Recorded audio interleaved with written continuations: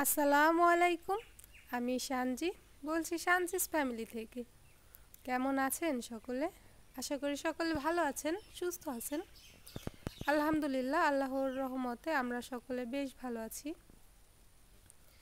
আজ বেশ অনেক দিন পর আবার একটা ভিডিও নিয়ে ফিরে আসলাম।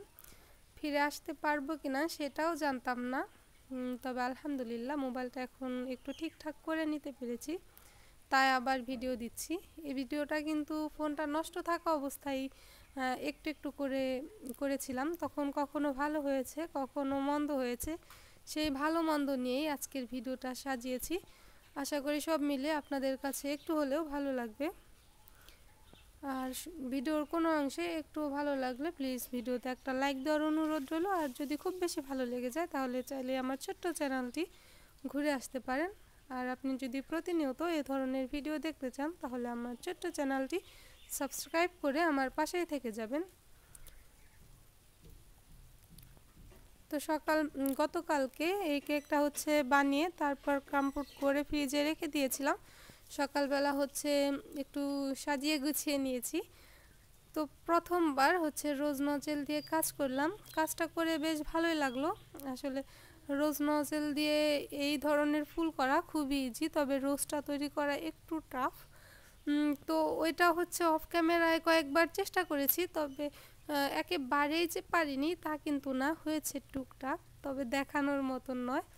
আসলে যে কোনো কাজে প্রথমবার করতে গেলে দেখা যায় যে অত বেশি ভালো হবে না, এটাই স্বাভাবিক।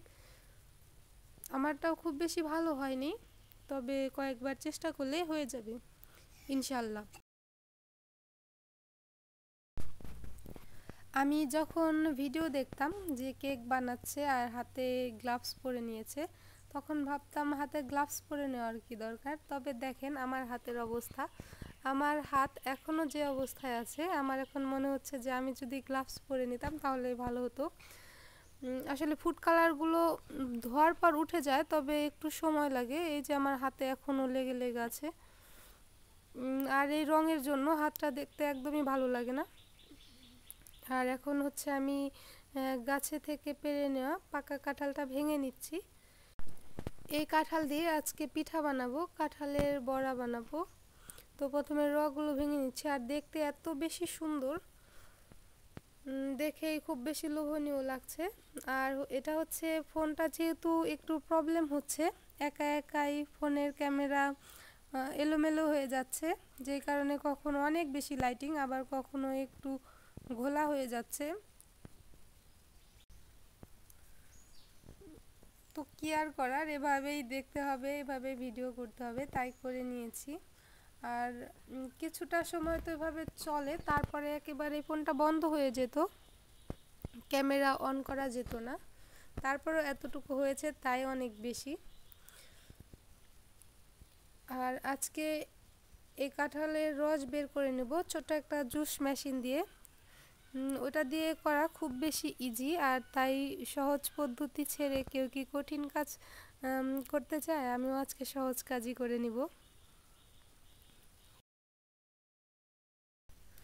আচ্ছা, আপনারা কি কেউ ছোট্ট সোনামণির কথা শুনতে চান? আপনারা শুনতে না চাইলেও সে কিন্তু বলার জন্য চলে এসেছে। আর সে কথা খুঁজে না পেয়ে কিছু একটা বলবে, অনেক সময় নিয়ে ভেবে ভেবে তারপরে কিছু না পেয়ে শুধু সালাম দিয়ে চলে গেছে। আর শুধু সালাম দিতে তার কিন্তু অনেকটা সময় লেগেছে। সে কি বলবে, কিভাবে বলবে, অনেক সময় ধরে বসে বসে ভেবেছে। মাইক্রোফোনটা মুখের সামনে নিয়ে বসেছিল যে কি বলবো কি বলবো। আমি কিছু বলে দিলে সেটা বলবে না, সে তার ইচ্ছা মতন বলবে। আর তার ইচ্ছা মতন বলেই তারপর আবার সে চলে গেছে। আসসালামু আলাইকুম, কেমন আছেন? আমি যখন ভয়েস দিই তখন মাঝে মধ্যেই সে আমার পাশে বসে থাকে। আর পাশে বসে থাকলে তখন আমার কানে কানে এসে বলবে যে মা আমি একটু কথা বলবো। খুব বেশি সাউন্ড করে বলবে না, অনেক বেশি আস্তে আস্তে কথা বলবে। আর আজকেও তাই বলছিল, বললাম ঠিক আছে বলো তুমি কি বলতে চাও। তারপর তো শুনলেনি সে কি বলল। তো এই যে এখানে আমি এখন কাঁঠালগুলো জুস করে নিচ্ছি। আর এভাবে কিন্তু করে নেওয়া অনেক বেশি সহজ। আমি যেহেতু প্রথমবার করার সময় ভিডিওটা দেখিয়েছি, তখন বুঝতে পারিনি যে কতটুকু পরিমাণে দিতে হবে। আর তারপরে হচ্ছে পরিমাণ মতন কাঁঠালটা একটু বেশি দিলে দেখা যায় যে উপর দিয়ে রসগুলো বের হয়ে আসে, আর একেবারে অল্প দিলে ওইটা হচ্ছে একটু পরপরই নিচে মানে চামচ দিয়ে একটু নেড়ে দিলে তখন জুসটা বের হয়, তা না হলে আসলে জুস বের হতে চায় না।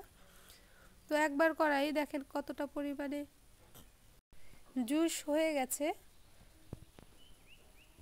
আর এটার মধ্যে আমি আগে হচ্ছে মালটা, তারপর আঙুর এগুলোই করেছিলাম। তো ফার্স্ট টাইম কাঁঠাল করছি। কাঁঠালটা যেহেতু একটু আঁশ আঁশ উপরের অংশটা, তাই এটা হচ্ছে একটু লেগে লেগে থাকে, করতে একটু কষ্টই। আর পানি জাতীয় যে সমস্ত ফল আছে একেবারে রসালো, সেগুলো করতে বেশি সুবিধা হয়। তারপরও এভাবে করতে খুব বেশি একটা সময় লাগে না। তো এখানে আমার অনেকটা অংশ হয়ে গেছে। সবগুলো কাঁঠাল দিয়ে আমি জুস বানাবো না, কিছুটা অংশ রেখে দিব মুড়ি দিয়ে খাওয়ার জন্য।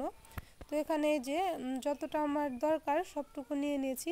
তো এখানে আমার একটু ভুল হয়েছে যে আমি চিনির পরিমাপ অনেক বেশি দিয়ে দিয়েছি। কাঁঠালের যে মিষ্টি আছে সেটা তো ভুলেই গিয়েছিলাম, তাই এখানে হচ্ছে চিনি কিছুটা পরিমাণে আবার উঠিয়ে রাখবো, কারণ তা না হলে অনেক বেশি মিষ্টি লাগবে। আর অতিরিক্ত মিষ্টি খেতে কোনো কিছুতেই ভালো লাগে না।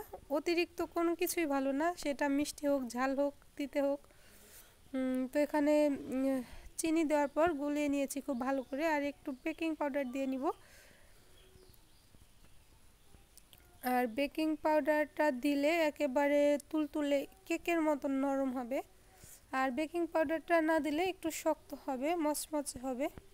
আসলে আপনারা যেভাবে খেতে চান সেভাবেই দিয়ে দিতে পারেন। আর এখানে আরও একটা ভুল হয়েছে, সেটা হচ্ছে কাঁঠালের রসটা কতটুকু পরিমাণ আছে সেটা আমি মেপে নিইনি।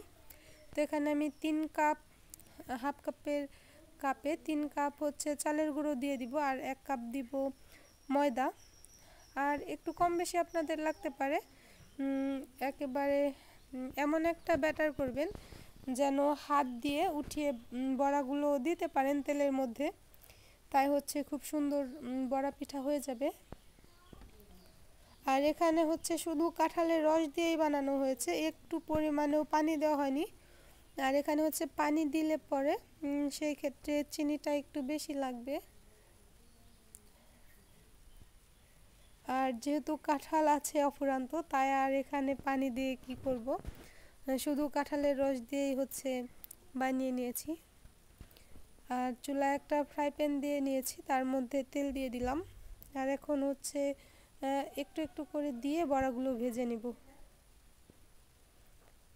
এগুলো না হাত দিয়ে দিতে গেলে দেখা যায় যে চুলাটা অনেক বেশি মাখিয়ে যায়, আর চুলাটা নোংরা হলে ওভাবে দেখতে ভালো লাগে না। আর ভিডিও করার সময় তো আরও বারবার মুছতে হবে, তাই চামচ দিয়ে দিয়ে দিচ্ছি।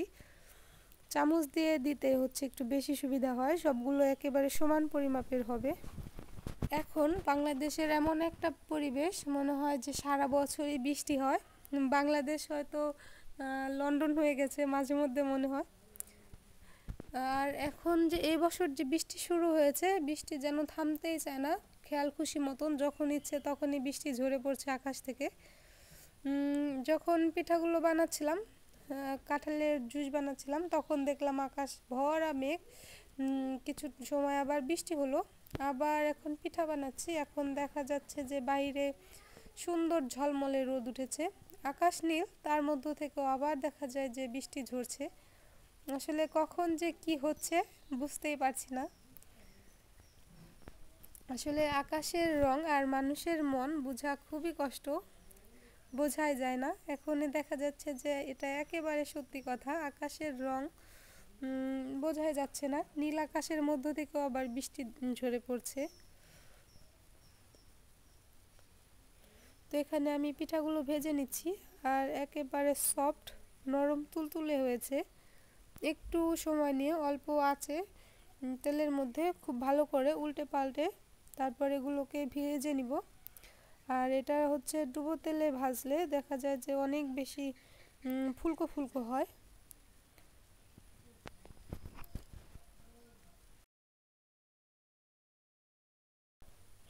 আর এটা যেহেতু তেলের পিঠা, তেলটা একটু বেশি লাগবে, এটাই স্বাভাবিক। অনেকে আবার স্বাস্থ্য সচেতন, তারা এত বেশি তেলের খাবার খেতে চায় না, তবে আমরা আবার মাঝে মধ্যে না খেলে না ভালো লাগে না। তো এখানে যে জালিটার মধ্যে পিঠা রাখবো, দেখা যাবে যে তেল আবার নিচে লাগবে, তাই আমি একটা স্টিলের প্লেট দিয়ে তারপর রেখে দিলাম। আর উপরে একটু টিস্যু দিয়ে তারপরে রাখলে তেলটা শুষে যাবে। গত বছর কাঁঠালের সময় অনেক বেশি কাঁঠালের পিঠা খাওয়া হয়েছে, কয়েকবার বানানো হয়েছে আর খেতে ভালো লেগেছে। তখন হচ্ছে চিনি ছাড়াও বানানো হয়েছে, শুধু কাঁঠালের রস দিয়ে। তবে এইবার ফার্স্ট টাইম বানাচ্ছি এবছর কাঁঠালের পিঠা। যে কোনো কাজ করতে করতে অভিজ্ঞতা বাড়ে, সেটার কাজটাও ধীরে ধীরে ভালো হয়। গত বছর যে কয়েকবার বানানো হয়েছে তারপরও এত বেশি নরম তুলতুলে আর ফুলকো ফুলকো হয়নি। এই বছর প্রথমবার বানানোর পরই এত বেশি সুন্দর হয়েছে, কি আর বলবো। অনেকেই ভাবতে পারে যে নিজের প্রশংসা নিজে করছে, তবে না, এটা নিজের কাজটা যদি অনেক বেশি ভালো হয় তাহলে সেটা বলায় তো আর কোনো দোষ নেই। সত্যি পিঠাগুলো অনেক বেশি সুন্দর হয়েছিল আর ফুলকো ফুলকো নরম তুলতুলে। তো এভাবে করে সবগুলো ভেজে নিব আর বাইরের প্রকৃতিটা একটু দেখে আসি।